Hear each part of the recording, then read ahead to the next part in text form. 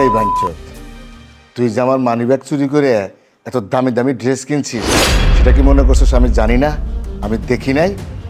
অনেক বড় বড় কথা কস আমার মেয়ের সামনে, অনেক ভাব লস। হ্যাঁ, তুই কি চাস আমি আমার মেয়েকে তোর এইসব কথা বলে দেই? তোর আমি শেষবারের মতো বলে দিলাম, আজকের পর থেকে আমার মেয়ের সামনে তুই আর আসবি না, ওকে আজকে তুই ছেড়ে দিবি। আঙ্কেল, আপনি আর যাই বলবেন আমি তাই করব, কিন্তু প্লিজ এটা বলবেন না। আমি সব কিছুর বিনিময় হলো আপনার মেয়েকে আমি ছাড়তে পারবো না।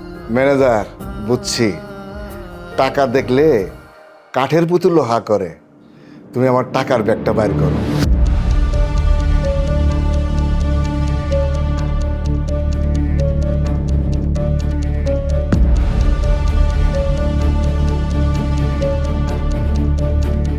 তোর হাতে দুইটা অপশন আছে।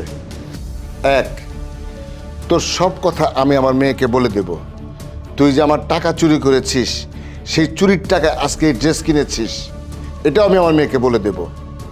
আর দ্বিতীয় অপশন হলো, এখানে এই ব্যাগ ভর্তি টাকা আছে, এই টাকাগুলো নিয়ে তুই যা ইচ্ছা তাই করবি, আমার কোনো আপত্তি নাই।